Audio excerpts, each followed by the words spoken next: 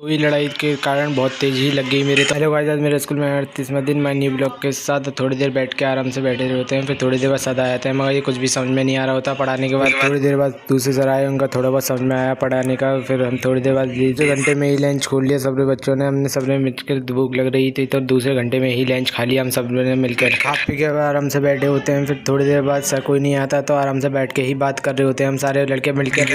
न बैठ के आगे फ़ोन चला रहे थे, मैं बैठ के आराम से फिर थोड़ी देर बाद आते हैं सर, वो पढ़ाने लग जाते हैं हमें। बैक टू बैक सर आते हैं, वो भी हमें पढ़ाने लग जाते हैं। कुछ पढ़ा नहीं तो फिर हम आराम से लंच में बैठ जाते हैं थोड़ी देर के लिए। कोई खाना लाया तो ऐसे चलता। फिर मेरे दोस्त के अंदर कौन सा कीड़ा लड़ाई होने के कारण मेरे बहुत तेज लगती है कोक में, तो फिर उठा के भी वही रखता है मुझे। फिर आराम से थोड़ी देर बैठ के वो भी आ जाता है, और उसके हाथ पे देखते हैं तो उसके हाथ पे भी बेल्ट लगी हुई होती है, लगी थी और मगर इसके हाथ पे लगी है बेल्ट। लास्ट में सर आते हैं, वो पढ़ाते हैं। फिर थोड़ी देर बाद हो जाता है छुट्टी का समय। फिर हो जाता है छुट्टी का समय, फिर हम चलते हैं घर। लाइक एंड सब्सक्राइब करके जरूर जाना।